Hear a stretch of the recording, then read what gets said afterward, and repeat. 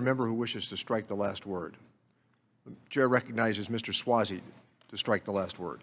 Thank you, Mr. Chairman. I want to also thank my good friends, Jimmy Panetta and Tom Reed, for their work on this important legislation.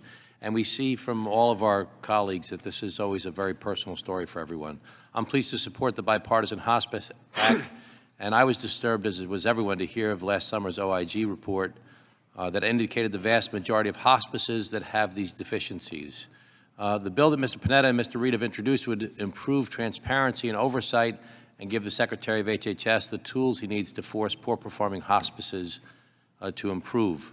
Importantly, this bill requires state and local hospice oversight agencies to maintain toll-free hotlines for reporting hospice problems.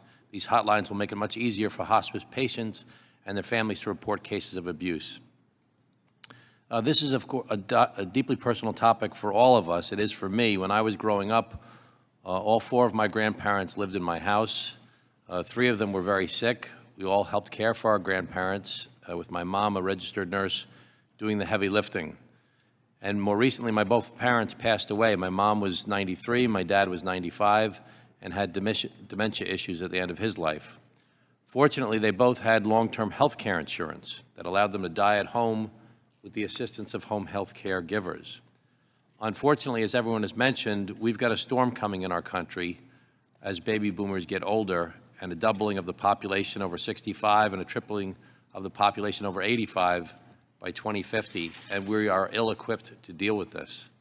Families today are smaller and more scattered throughout the nation, and they're not there to do the caregiving that's necessary that we've had historically in our country.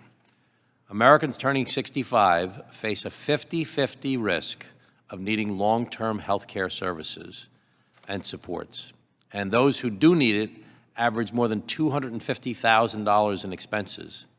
The current market for long-term health care insurance has failed, and many seniors have no control of their long-term care unless they use the financial loopholes to become Medicaid eligible. If we don't act, we face a crisis, and many of our seniors and their families will face financial ruin, homelessness, and worse. That's why I'm working right now on drafting a comprehensive legislation to revitalize the private market for long-term health care insurance. I look forward to working with my committee colleagues on this important legislation in the coming months, and I want to again applaud my good friends Jimmy Panetta and Tom Reed for their work on this important bipartisan legislation, and I strongly urge its passage. And I yield back. Thank the